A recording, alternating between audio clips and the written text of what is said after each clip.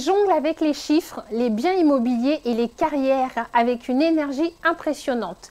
Multi-investisseur, aguerri, mentor, passionné et coach de talent, mon invité est Jimmy Lavaillance.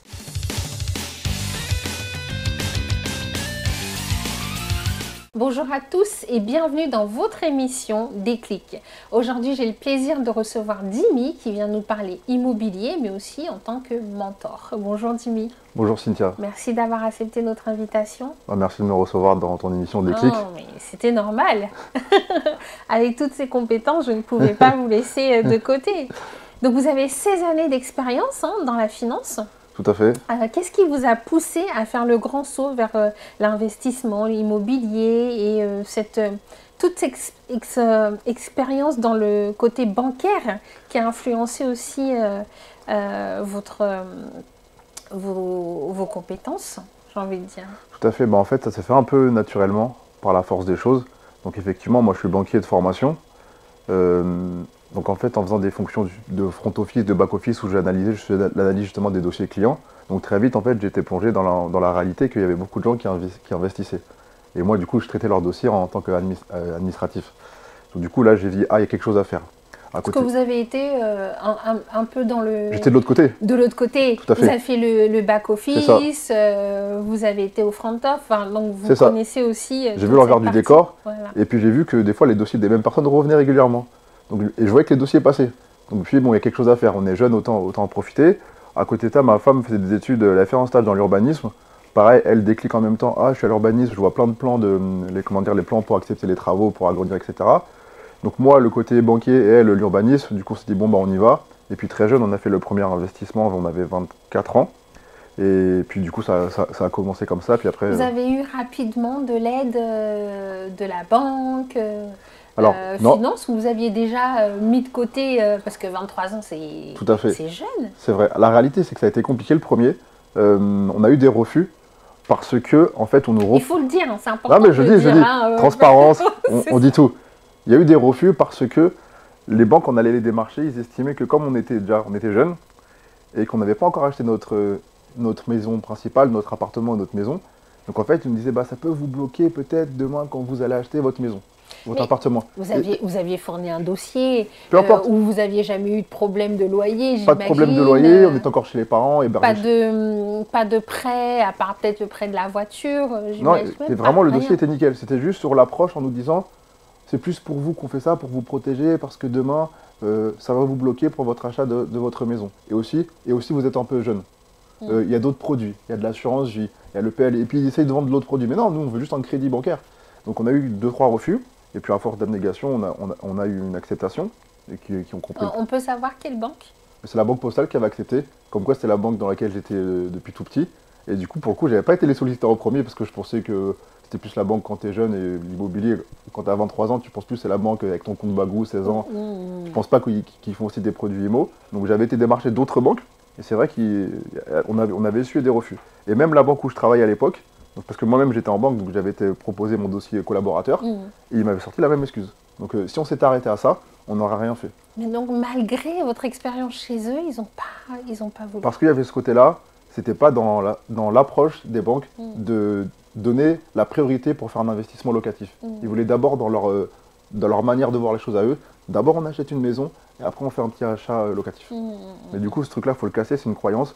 Même si les gens qui regardent, qui sont jeunes, s'ils veulent d'abord investir alors qu'ils sont chez leurs parents, c'est possible, faites-le. Par contre, effectivement, vous allez peut-être des fois essuyer quelques refus. N'hésitez pas, regardez les biens dans la caméra là pour leur dire. Donc, n'hésitez pas, toquez aux portes, allez-y avec l'audace et ça fonctionnera. Ça fonctionnera. Donc là, ça y est, vous décidez avec votre épouse de vous lancer. Et puis là, vous créez votre première auto-entreprise, j'imagine. Alors au début, ce qu'on a fait, c'est qu'on a investi en nom propre. Donc voilà, nom, prénom, madame aussi, à 50-50. Et qu'on en fait 1, 2, 3, en fait, du coup, on découvre les différents régimes fiscaux dans l'immobilier. Et puis, tu te rends compte que des fois, tu arrives à un certain plafond. Et que des fois, après, tu dois switcher en société. Donc les premiers, on les a fait en nom propre. Et après, on a ouvert une société familiale, uniquement pour l'immobilier. Maintenant, on fait les acquisitions en société. Donc on est vraiment dans une démarche du coup d'entreprise. On est en société, donc on parle de chiffre d'affaires, il faut qu'il y ait de la rentabilité. Alors que quand tu es en nom propre, tu peux dire, bon, si je dois remettre de l'argent tous les mois, c'est pas trop grave parce que c'est un investissement pour plus tard. Mais quand tu es en société, il y a vraiment là, la démarche, il faut au moins que je sois un minimum à l'équilibre. Voilà. Donc on a continué, on a acheté notre maison après, du coup ça n'a pas posé de problème puisqu'on l'a fait aussi. Et puis aujourd'hui, on a un parc immobilier qui valorise à peu près à plus d'1 million d'euros, notre maison comprise.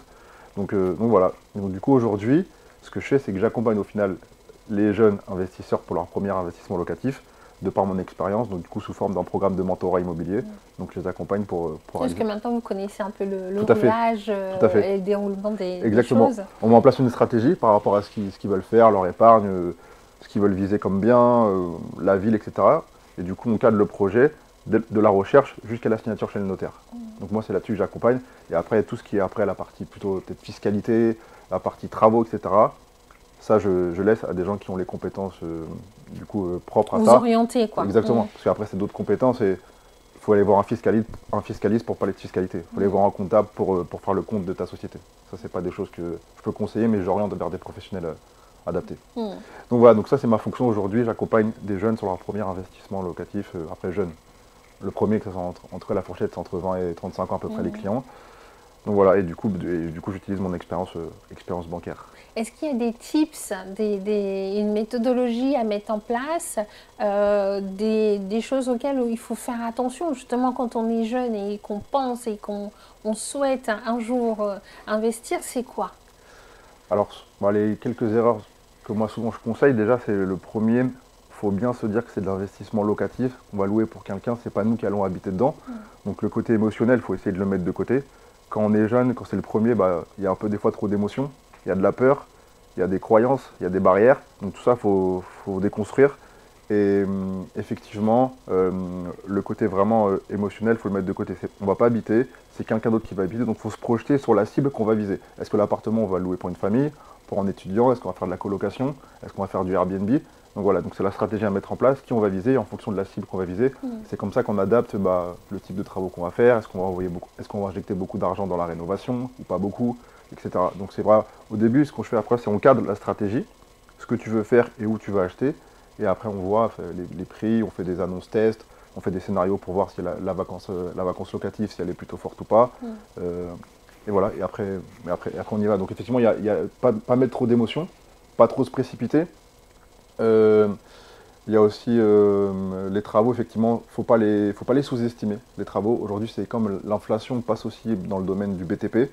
Donc effectivement, les travaux qu'on avait peut-être l'habitude à l'époque de faire à peut-être, pour la même surface, avant on dépensait peut-être 10 000 euros, aujourd'hui la même surface, on va dépenser 17 000, 18 000 euros, limite x2, parce que le coût des matériaux a beaucoup augmenté, et du coup la main d'œuvre aussi. Donc du coup, surtout pas sous-estimer les travaux. Et après aussi, l'abandon. Souvent ne pas abandonner trop vite. C'est comme j'expliquais un peu avant, ne pas hésiter à faire plusieurs banques, d'aller solliciter les banquiers. Et des fois aussi, n'hésitez pas à aller voir des fois la même banque, mais qui n'est pas dans la même ville. Donc ça, c'est vraiment un tip que je donne comme ça. Si vous habitez dans la ville A et il y a une ville frontière qui est juste à côté, c'est la ville B. Si vous êtes fait refuser par exemple du crédit mutuel de la ville A, vous pouvez aller dans le crédit mutuel de la ville B, parce que des fois, ils n'ont pas les mêmes acceptations, dérogations. Voilà. Donc c'est un exemple. N'hésitez pas parce qu'une banque vous a refusé que dans l'autre banque à côté, elle ne vous refusera pas. Donc voilà, n'hésitez pas à aller toquer aux banques. On entend souvent qu'à Paris c'est compliqué, mais par exemple en Bretagne, les gens ont plus de facilité à avoir des crédits en banque qu'à Paris. C'est fou ça. Ok, alors pour la Bretagne, et même pour les autres, en tout cas la Provence, ce qui est aussi possible de faire, c'est par exemple on peut trouver un bien à acheter en Ile-de-France et on peut se faire financer par une banque qui est en Bretagne. Il faut juste qu'il y ait un lien cohérent et une histoire à raconter. Il faut juste que... C'est-à-dire il faut juste que quand on va toquer dans la banque en Bretagne et qu'on dit qu'on a vu un bien en Ile-de-France à se faire financer, parce que nous on pourrait se dire je vais aller là-bas, là-bas ils donnent plus de crédit, ce qui peut être vrai. Là-bas en fait il faut dire pourquoi le destin m'a amené à toquer dans leur porte. Exactement. Donc là, il faut raconter une histoire. Mais en fait, ma belle famille habite à Caen. D'accord. Donc là, je suis là-bas. Il y a un lien familial, avec cette banque. Exactement. Je fais du télétravail toutes les 2 semaines, je viens ici. Donc du coup, j'en ai profité pour venir vous solliciter. Et peut-être que dans le futur, j'ai un projet de venir déménager à Caen. Donc du coup, le banquier se dit, bon, il y a peut-être une relation à créer, etc. Donc voilà, on peut pas, faut toujours qu'il y ait une histoire à raconter. Et ça pour tout dans la vie. Toujours raconter des histoires. Voilà. Et on sera plus écouté. Merci pour ces conseils. Entre votre casquette de multi-investisseur, mentor en immobilier, coach de carrière, comment vous jonglez entre toutes ces activités tout en ayant un équilibre familial? C'est quoi encore les outils spécifiques pour optimiser votre temps justement dans tout ça? Vous parlez coach de carrière, j'ai juste expliqué très très brièvement. Oui. Donc effectivement, actuellement, je suis une formation pour être coach certifié, donc diplômé d'État. Du coup, de par mon expérience aussi en banque, du coup, le souhait que j'ai, c'est de monter en programme sur la partie soft skills, du coup, pour accompagner les salariés, pour la reconversion, mieux négocier, mieux communiquer. Donc du coup, effectivement, il y a ce côté coach carrière que aussi je suis en train de mettre en place. Donc là, je me forme, je serai certifié bientôt.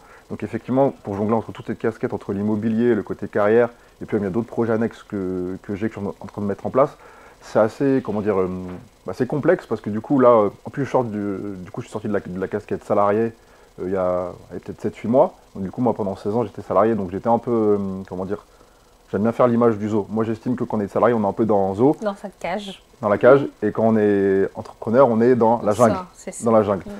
Et du coup, c'est similaire, sauf qu'effectivement, dans le zoo, on t'ouvre la porte pour dire va manger, on t'ouvre la porte pour dire va en pause, on t'ouvre la porte pour dire va en vacances. Et dans la jungle, on a toutes les casquettes. On a la casquette de RH, de comptable, toutes les casquettes de acheteur, etc.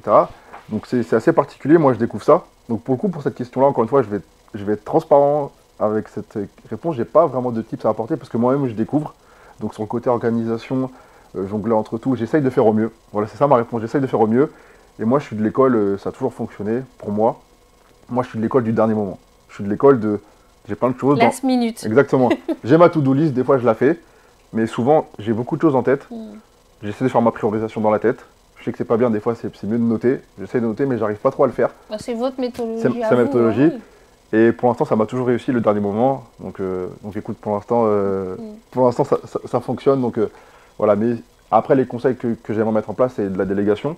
Mais la délégation, après, pareil, il faut voir si tu t'y retrouves sur le côté temps et finance. J'imagine qu'après, vous allez avoir une équipe. Exactement. Vous allez trouver des collaborateurs qui vont travailler avec vous. Des prestataires. J'ai déjà un peu ma vision, plutôt des prestats, pas forcément des équipes, sur le côté coach carrière, avec qui je vais travailler. Et après, c'est après les délégations, comment voir pour optimiser le process. Avec l'intelligence artificielle, il y a beaucoup de choses qu'on peut gagner du temps dans tous nos process administratifs. Donc voilà, je vais essayer de trouver des solutions qui sont à notre portée aujourd'hui pour pouvoir optimiser tout ce que je veux faire. Mais c'est vrai que l'équilibre est dur à gérer avec la famille, les enfants. Voilà, moi j'ai des enfants en bas âge, 4 ans, 8 mois. Donc voilà, c'est pas évident. Ouais, c'est sport, mais voilà, c'est la vie. Vous êtes jeune. J'ai 37 ans. Vous êtes jeune. Je sais que je fais moins, mais... Donc non, ouais, on reste jeune dans la tête. Et je trouve que c'est bien aussi continuellement d'avoir aussi ce besoin d'avoir un peu le côté créatif, de penser des choses, de faire des choses. Et d'être constamment aussi, j'essaye d'être constamment en train d'apprendre et de me former. Donc j'appelle ça l'amélioration continue. Et je trouve que c'est bien même pour notre cerveau à nous, en tant que personne, de toujours essayer d'apprendre de nouvelles choses, de découvrir des nouvelles choses. Donc moi, c'est un peu ma ligne directrice. Votre philosophie, et vous êtes aussi dans cette démarche de dire je veux accompagner, je veux servir aussi les autres. Tout à fait. Ça. Et effectivement, le fait de sortir du salariat, c'était aussi cette vision-là, d'avoir cette casquette de transmettre quelque chose et de se dire si demain je ne suis plus de ce monde, au moins je me dirais j'ai laissé quelque chose de concret. Donc pour ça même le podcast, je trouve que c'est une belle idée. Demain on n'est plus là, peut-être nos enfants, ils pourront regarder nos podcasts, c'est quelque chose qui est écouté avec des bonnes valeurs qui sont véhiculées. Donc je trouve que c'est aussi intéressant. Tout ce qu'on a aujourd'hui à notre disposition, je pense qu'il faut l'utiliser. Donc en tout cas, j'essaye de le faire au mieux. Bon, je suis obligée de vous poser cette question parce que tout le monde se la pose. Est-ce qu'il faut investir à Dubaï? Parce qu'on parle de Dubaï comme si c'était... Dubaï. Alors moi, Dubaï, j'y suis allé.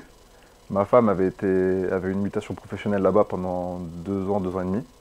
Donc du coup, moi, je faisais les allers-retours. Donc du coup, je n'y ai pas vécu comme elle, mais du coup, j'y étais régulièrement. Et j'y étais, il y a 4-5 ans, quand il n'y avait pas encore toute cette hype encore sur l'immobilier, sur les influenceurs, etc. Moi, je pense que c'est... Alors, Dubaï ou autre pays, moi, j'ai pas forcément d'appétence pour le coup sur Dubaï parce que je maîtrise pas trop. Mais par contre, je sais que c'est important et c'est bien d'investir aussi à l'étranger, de manière générale. Et souvent, je dis souvent, on a 2 yeux, donc un œil qui regarde ce qui se passe en interne en France, en Europe, et un autre œil qui doit être pour moi plus axé à l'extérieur, sur l'étranger, un pied dedans et un pied dehors. Et du coup, je trouve là, moi aujourd'hui, on a investi en France notamment. Donc demain, effectivement, peut-être que nos projets ils vont se diriger peut-être vers l'étranger. Donc on y pense. Et le continent africain? Bah, justement, ma femme est née là-bas, donc elle est née au Cameroun. Donc elle a encore son père qui est là-bas, sa grand-mère. Elle a beaucoup de familles, donc du coup, elle a déjà commencé un peu à investir avec sa mère, à titre perso. Moi, aujourd'hui, avec tout ce que j'ai en place, elle m'a proposé, mais le fait de gérer après les allers-retours, d'être sur place, moi, je ne maîtrise pas aussi les codes, les cultures. Donc, pour l'instant, elles ont commencé à investir.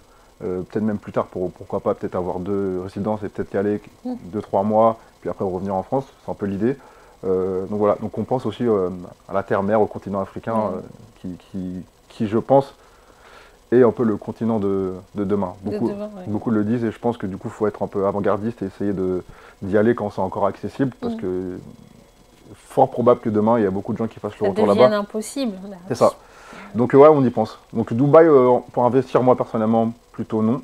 Mais je pense que ça peut être intéressant si on est bien accompagné, si vraiment on a un projet, si vraiment, encore une fois, si la stratégie est en place et ça va avec notre besoin, si on a besoin d'aller à Dubaï régulièrement. Parce que moi, l'investissement, je pense que c'est bien des fois d'avoir un lien pour être sur place. C'est pour ça qu'on parlait peut-être du continent africain avec le Cameroun. Ben, de par ma femme, ben, du coup, on va y aller. Là, on investit un peu à La Rochelle, parce qu'elle avait habité là-bas, on a bien aimé la ville, donc du coup, on y va régulièrement. On a investi, donc on sait qu'on aura une présence. Mais les pays que je ne maîtrise pas... C'est le buzz, en fait. Hein. Il y avait le Mexique, il y avait le Mexique, il y avait Bali, il y avait Dubaï. Donc il y a des choses intéressantes. Hein. Attention, mais à voir comment tu es accompagné et la stratégie que tu mets en place. C'est important. Ok. Aujourd'hui, vous avez donc ce rôle, on parlait de mentorat, vous allez accompagner des salariés. Tout à fait. Vous sentez qu'il y a un besoin, que les salariés ne sont pas bien formés dans ce domaine-là? Alors, pas bien formés. Il n'y a pas de connaissance, voilà, en tout cas, une mauvaise connaissance. En fait, il n'y a pas de formation. Donc moi, dans le programme que je vais mettre en place, en fait, ce que je mets en avant, c'est qu'il y a eu plusieurs études qui sont sorties qui disent que aujourd'hui, les employeurs prêtent plus attention. Donc il y avait une étude de LinkedIn qui était sortie il y a 4-5 ans qui disait qu'aujourd'hui 92% des employeurs font plus attention aux soft skills qu'au diplôme en lui-même lors de l'entretien. Et c'est vrai que cette partie soft skills qui est en bas de la fiche de poste, souvent en bas, c'est encadré avec 4-5 bullet points où on met les soft skills, la plupart des personnes ne prêtent pas forcément attention. Et malheureusement, aujourd'hui, moi, le constat que j'ai fait quand je discutais avec mes autres collaborateurs, quand j'étais dans mes précédents postes en tant que salarié, j'aimais beaucoup discuter avec ce côté social, donc je discutais beaucoup de choses hors boulot. Et du coup, j'essayais de creuser un peu comment ils se sentaient dans l'entreprise, est-ce qu'ils avaient des souhaits de reconversion, est-ce qu'ils voulaient changer, est-ce qu'ils étaient tristes de ne pas être augmentés. Et au final, il y avait, à chaque fois, ce qui ressortait, c'est qu'il y avait beaucoup de frustration. Donc moi, je suis parti de ce postulat-là, plus les études qui sont sorties, en disant, il y a un manque là-dessus sur les soft skills, et les gens ne savent pas comment oser, aller négocier, aller se vendre, aller communiquer. Parce que souvent, c'est des gens qui sont dans la même boîte depuis une dizaine d'années, 15 ans, et en fait, ils sont dans leur zone de confort. Et du coup, pour y sortir, avec le côté, c'est mon salaire alimentaire, ça remplit le frigo, j'ai la vie de famille. Du coup, il y a des gens qui n'osent pas et du coup, qui passent toute leur vie, entre guillemets, à être frustrés. Et du coup, ils vont arriver à la retraite. Est-ce que c'est pas culturel? Est-ce que c'est pas c'est pas la France qui veut ça? Alors, alors, je veux dire, la France et même la société en elle-même, qui veut nous inculquer un cadre, qui aujourd'hui, je pense que la nouvelle génération a compris que ça change un peu et que déjà, le fait de rester dans la même boîte toute une vie, c'est plus envisageable. Et du coup, les personnes qui sont encore en poste, qui sont dans les boîtes, se rendent compte que la nouvelle génération arrive et avec certaines exigences. Et du coup, ils se disent, nous aussi, on a le droit aussi d'avoir ces exigences-là, mais sauf qu'eux, ils sont perdus parce qu'ils n'ont plus les codes actuels du moment, de la société ou de ce qui se passe actuellement. Et c'est ces personnes-là, moi, que je veux accompagner, du coup, qui ont 30, 35 ans, et qui ont des souhaits de reconversion, de changement, de se faire plus respecter, d'évolution, d'être plus considérés. Et du coup, moi, c'est eux que je veux accompagner. Donc du coup, j'aurai 2 cibles sur le programme, ces personnes-là, où il y a un peu un sentiment de frustration, et aussi les jeunes qui sortent du coup d'études, donc fraîchement diplômés. Et du coup, ces personnes-là, je vais leur dire, en gros, venez avec l'accompagnement que je propose. Je pourrais vous faire gagner plusieurs années de votre vie, parce que du coup, je vais vous apprendre des soft skills et des hacks qui en entreprise, que vous découvrirez par vous-même si vous ne prenez pas l'accompagnement. Et c'est parce que ça, en fait, il n'y a que le terrain qui va parler. Et du coup, c'est comme ça qu'on découvre, et c'est un peu les codes secrets, on va dire, de l'entreprise. De l'entreprise, ouais, parce que moi je trouve que c'est comme un jeu de société. On démarre tous au même endroit, Et normalement, on va... Chacun va... Voilà, il y en a un qui dans va le jeu, on va arriver en haut. top, Et du coup, il faut le prendre comme un jeu. Tu as des alliances à faire, tu as de la stratégie à mettre en place. Faut pas mentir, faut raconter des histoires. Voilà, tout ça. C'est un jeu de poker. Exactement. Exactement. Il faut l'accepter, il faut le comprendre si on veut aussi évoluer, que ça se passe bien, qu'on soit respecté, etc. Donc voilà. Ouais, c'est un monde du requin. Hein. C'est ça. On veut être patron, mais c'est ça. Faut bien le faire. Mais écoute, Jimmy, on arrive à la fin de cette émission. En tout cas, merci pour tous ces bons conseils. Est-ce qu'il y a un dernier petit tips que tu souhaiterais donner aux téléspectateurs? Alors, un petit tips, je vais essayer de vous dire, juste peu importe ce que vous avez comme idée d'entreprendre, de mettre en place, même un projet dans le salariat pour évoluer vers un poste, essayez de mettre une stratégie en place à court, moyen, long terme. Et surtout, formez-vous. N'ayez pas peur d'investir en vous. Donc, investir en vous, ça passe par de la formation qui peut être gratuite. Aujourd'hui, vous avez plein de ressources à disposition. Vous avez de la chance.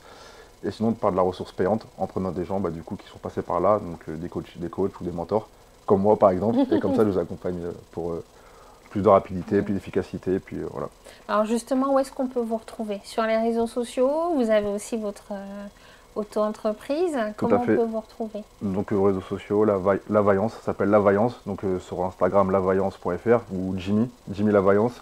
TikTok, Jimmy La Vaillance. LinkedIn aussi. Donc voilà, on essaye aussi d'aller sur toutes ces plateformes-là qui sont à disposition de manière organique. Donc j'essaye de produire du contenu régulièrement. Donc voilà, j'essaye. Il faut de la visibilité. Tout à fait, tout à fait. Donc voilà, j'ai créé mon TikTok. J'ai créé le TikTok il y a quelques mois. L'Insta, j'ai depuis longtemps. Mais voilà, on essaye de créer quelque chose en engouement pour créer une petite communauté autour des soft skills et de la carrière en fait. Voilà.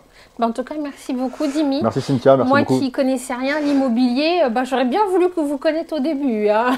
Dans mes recherches, ça m'aurait bien avancé. C'est pas fini. C'est pas fini. Il est toujours temps. C'est vrai.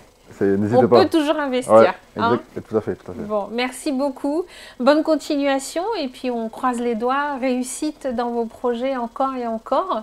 Et peut-être qu'on vous retrouvera au Cameroun, on ne sait pas. Hein. Exactement. Merci Cynthia. En tout cas, et pareillement, je vous souhaite plein de bonnes choses pour vos projets respectifs. Merci beaucoup. Merci beaucoup. À bientôt. À bientôt. Quant à vous, on se retrouve bien sûr sur les réseaux sociaux, mais sur notre chaîne YouTube. En attendant, prenez soin de vous avant de prendre soin des autres. À très vite.